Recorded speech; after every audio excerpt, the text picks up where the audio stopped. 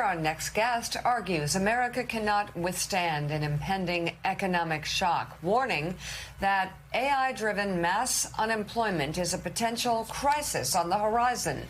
In an effort to combat that, former U.S. Commerce Secretary and former governor of Rhode Island, Gina Raimondo, is launching a new organization titled Raise Us, focused on preparing the American workforce to make a successful transition to an AI economy. And former Secretary Raimondo joins us now. She is the CEO of Raise Us. It's good to have you back on the show. Secretary, great to have you here. AI obviously continues to be a growing issue politically. It even had an impact in some of New York's races earlier this week.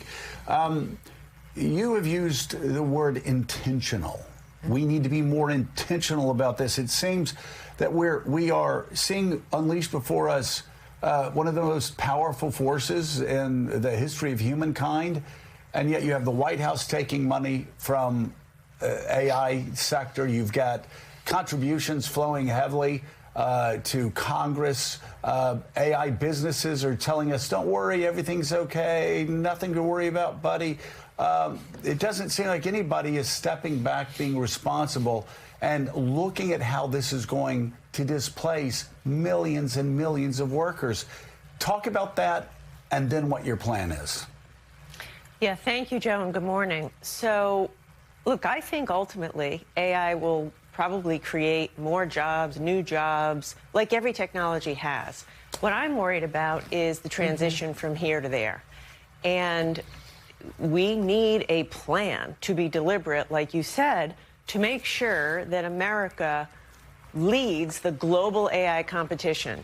That is very important. I don't think we should back away. We should lead the global AI competition, but in a way that brings every worker along. It cannot be that we just race toward, we just make all these investments in the technology without a similarly bold plan to bring Americans along. So that's the whole point of this new organization I've created, Raise Us.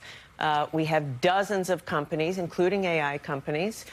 We've raised about $500 million, and we propose to work through governors to start innovating. We have to find a path to do both.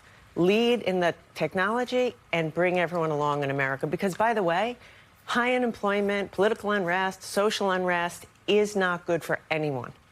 Not these businesses, not any American. Governor, it looks like the guardrails aren't going to come from regulation because of the relationship, in part, between the big tech companies and the AI producers and this administration, but just because it's very difficult to regulate this field. But it could be that guardrails come from public opinion.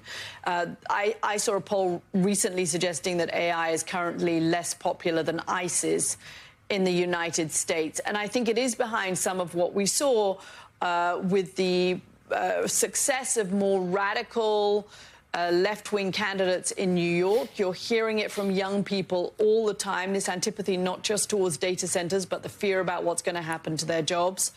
Do you think we're on the point of a real political backlash that fuels something that looks more radical from the left in the United States because of AI? Yeah, there's no question. Anxiety about AI is through the roof. By the way, people have some reason to be anxious. No one has said to them, we're going to implement AI, and we're also going to make sure that there's a job for you and your family and your children in an AI economy.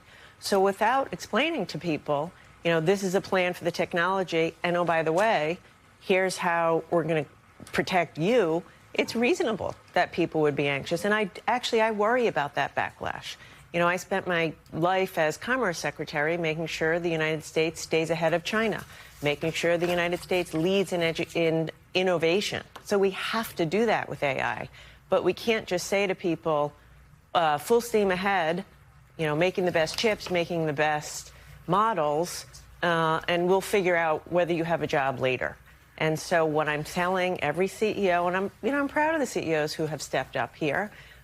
We have, some serious companies, Amazon, Microsoft, Bank of America. They have stepped, a lot of CEOs. We have governors on a bipartisan basis. As a former governor, I think the way to get things done is through governors. and we want to, get to work putting in place real policies and plans that bring Americans along. So, explain how Raise Us, what's the tangible, practical work that you will do to help prepare people for this changing workforce toward AI? So it's a combination. We want to work with governors to, quite frankly, try new things, right? Like unemployment insurance was created 100 years ago and really hasn't been changed. I don't think unemployment insurance, the way it exists, is going to get us through AI. For example, right now, if you're on unemployment insurance and you start your own business, chances are you get kicked off. So we're going to work with governors in this one example to say, you can keep your unemployment insurance, and we, Raise Us, will fund a startup accelerator, helping people, teaching people to start your own business using AI, but allowing them to continue to get support payments the whole time. We're going to work with Governor Moore on a year of service. A lot of young people are anxious. Is there a job for me? Can I get an entry-level job? So we're going to have a year of service to help young people learn the skills they need, practical work skills. So it's a number of specific practical initiatives working with companies. Companies cannot just hit the easy button, which is the layoff button. We provide lots of tax incentives and the like for them to invest in capital. How about we incentivize them to retrain and redeploy workers? So, Mika, I don't have the exact answer. Quite frankly, I don't think anybody does. But what I know is the fear-mongering is not helpful. Pretending that this isn't coming and could be a big deal is clearly not helpful. It's why people are anxious.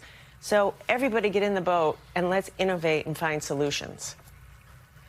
CEO of Raise Us, former U.S. Commerce Secretary Gina Raimondo, thank you very much.